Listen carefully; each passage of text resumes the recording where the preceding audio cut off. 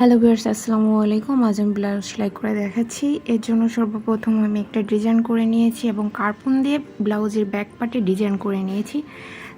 Design করে নেওয়ার পরে আমি এক তার সুতা নিয়ে ফুলের যে বর্ডার লাইনগুলো আছে সেগুলো আমি সেলাই করে নিচ্ছি। আর আমি আগেই কিছু ফুলের ডিজাইনটা করেছিলাম একই রকমের সেলাই, যেহেতু আমি ভিডিও করার সময় পাইনি এই জন্য আগে এগুলো করে ফেলছি। এটা একটা সেলাই দেখলে সবগুলো বোঝা যাবে, কারণ সবই একই রকমের ভরাট দিয়ে সেলাই করা। তবে তার আগে আমি একটা কথা বলে দিই, যখন আপনারা ব্লাউজ বা যে কোনো মসৃণ কাজ করেন না কেন, সেই ক্ষেত্রে বিশেষ করে ব্লাউজের ক্ষেত্রে একতারের বেশি সুতা নিয়ে সেলাই করা যাবে না। সেই ক্ষেত্রে ব্লাউজের কাপড়টা কুঁচকায় আসবে, ভালো হবে না। আর এই সেলাইটা করাটাও সহজ, আর সহজে মিলে যায়। আর একটা কথা, এখানে আমি শেড কালারের সুতা নিয়েছি। এখানে গোলাপির সাথে কিছুটা হালকা বেবি পিঙ্ক আর কি, সেটা আছে, আর একটু হোয়াইট আছে। এটা যদিও ক্যামেরাতে ভালো দেখা যাচ্ছে না, দেখে মনে হচ্ছে যে ওখানে একটু লাইটের আলো বেশি পড়েছে, কিন্তু আসলে তা না। ওইটা হচ্ছে সাদা কালার। তো এটা সেলাই করতে হবে যেভাবে, আমি প্রথমে কিন্তু একটা সুতা উঠায় নিয়েছি, নিয়ে ফাঁকা ফাঁকা করে কর্নারটা যেটা বাইরের দিকে আছে সেটা সব সময় সুন্দর করে সেলাই করতে হবে, যেহেতু ওটা পরবর্তী সময় ওটা সেলাই করা যাবে না। মাঝখানটা ফাঁকার ভিতর দিয়ে আবার উঠানো যাবে সুতা, এই জন্য কর্নারটা সব থেকে আগে সুন্দর করে সেলাই করতে হবে।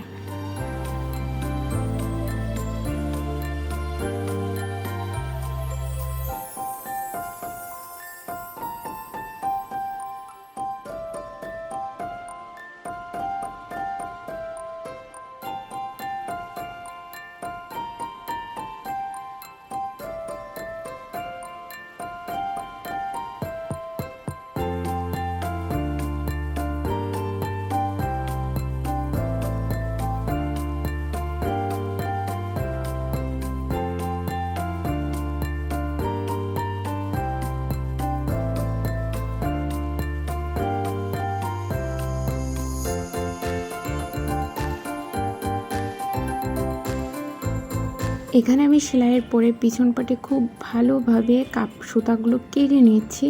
এখানে গিট আমি দিচ্ছি না, কারণ এই সুতার ভিতর দিয়ে সুতা উঠবে, তখন অটো গিট পড়ে যাবে। যেহেতু এটা ফিনিশিং একটা কাজ, সেই কারণে আমি কোনো প্রকারে গিট দিচ্ছি না। গিট দিলে গায়ের ভিতর ফুটবে বা ফিনিশিং হবে না, এই কারণে। কিন্তু খুলে যাওয়ার কোনো ভয় নেই। যখন আপনারা সুচ পুনরায় উঠাবেন, তখন ওই শেষের যে অংশটা ছিল তার ভিতর দিয়ে সুতা উঠাতে হবে। আমি একইভাবে সমস্ত পাতাগুলোই করছি। সর্বপ্রথমে কর্নার দিকটা আমি ব্রাইট কালারের যে পাশটা ছিল সেটা দিয়েছি, যেটা আছে বেশি গাঢ় গোলাপি ছিল। আর ভিতরের দিকটা একটু হালকা কালার দিচ্ছি, দেখে বোঝা যাচ্ছে ভিতরের দিকটা আস্তে আস্তে হালকা হয়ে আসছে। আর আপনারা যে কোনো পছন্দের কালার দিতে পারেন, তবে শেড কালার দিলে সব থেকে বেটার হয়, দেখতে ভালো বেশি লাগে।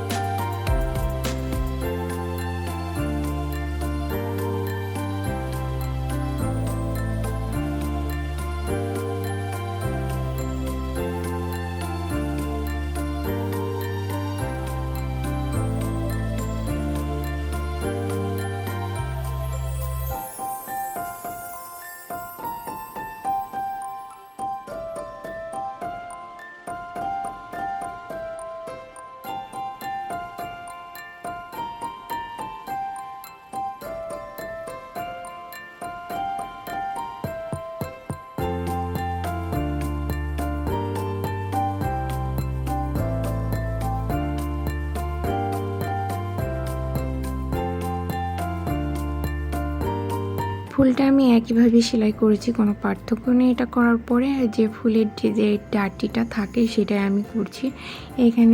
এখানেও শেড কালারের সুতা নিয়েছি, তবে এখানে শেড কালারের সুতা না নিলেও হবে, এক কালার দিলেও হবে।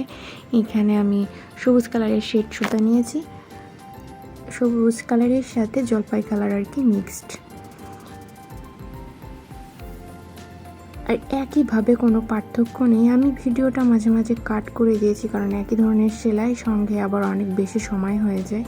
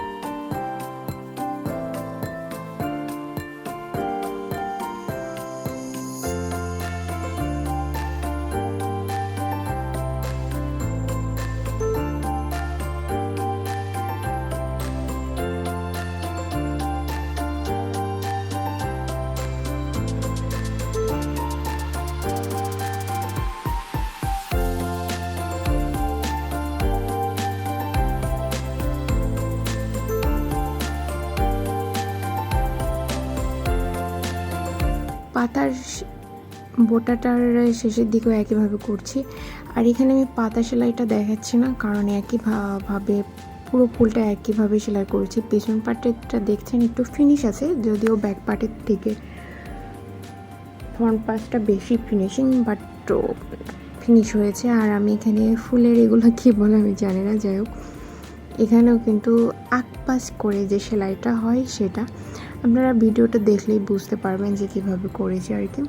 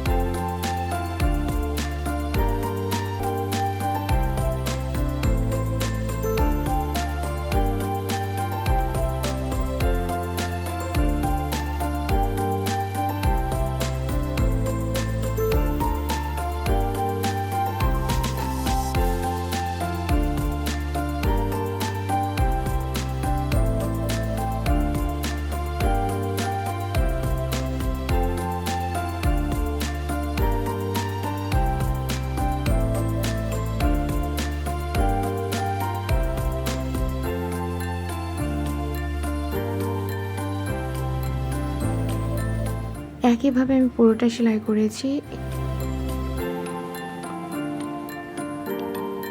এরপরে সেলাইটাও আমি একইভাবে করব। সেলাইটা করা হয়ে গেছে। এটা আমার ব্লাউজের পিছন পার্ট, সামনের পার্ট এটা, আর এটা হাতার পার্ট।